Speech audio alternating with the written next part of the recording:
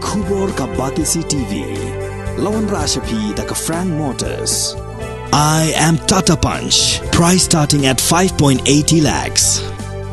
Ringkat bat ka Net Foodish. Ordar mapi nginwan ra amangi hakir dob yeng jongpi.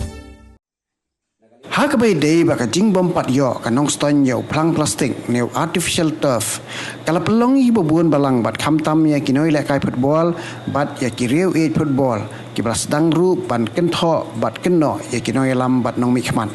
Halor kini nak liang jong emali kanong ston yo ba Macmillan bersan. Haka jinge kendo bagi la patai kubor haka arpu atare unai tung arajar arpu ar uliyat hu da kaboong. Bakumu emali ula shimkha nadu nengkong. Ya ketika jang nuot jong babun mereka jing ke baki kendo kadai namar kamadan belatmu ban siang yo plang plastik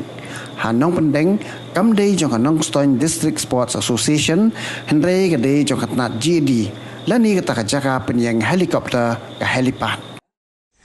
nagaling jong haki sistem baladak leng baga emre skim kumba akho lai photo di kimadan lekai kala ai leng baga emre skim ban ha ka improvement di playground but leng baga skim juga State Sport Council kumba khat artli ngila ai ban penbahai ki badan ban mentala de trai par kawai ka bakam he ngila ai gerega Lakshya Sport Club ka bangishna ya kitu bi ka shongka chung pekai ju di paiba ki gerega sitting kalari ka bare mang sa kuai lak tingka par kata gerega kamram jung akum no bekmat ban yo i pakikam ya lekai sport apa ka kursi junga kina kiu span ka dulu ga jing kenno kini kesni bangi ngimyo ya kata ka artificial turf ban offline dan ai ngong ki ba tidak i ka stadium kepada hutaya peningrai kabala mang sanklo tingka kabaka jingtreng nginam atatin bahapa ugnai di sembang tahun 19 pendai peringin yo banpi pat hakabai dei pat ka madan hanong pendeng jo ka Stone District Sport Station ngila pa ka proposal bansna ki sitting kalari bat ka artificial turf bat ka jing ka bangi pendu baka tege jaka kam dei juga NTSA ka tege jaka kam dei jo ka Stone District Sport Station ka tege jaka ga dei jo ka GED department bat hadu mentang ngidangnya penbaik la kasoka ka kloi ne emban aitino ya katega jaka syaka Stone District Sport Station nama ya kate nadu menshwa kasoka ka shimi ka jaka ban penlong kum ka jaka penhiar ka jaka senge helikopter iyo ga helipad paga ngabat kino kikam juga Stone District Sport Station ngidang ken ni kisni bangila pa pusat bangala thong banamba ngidon kam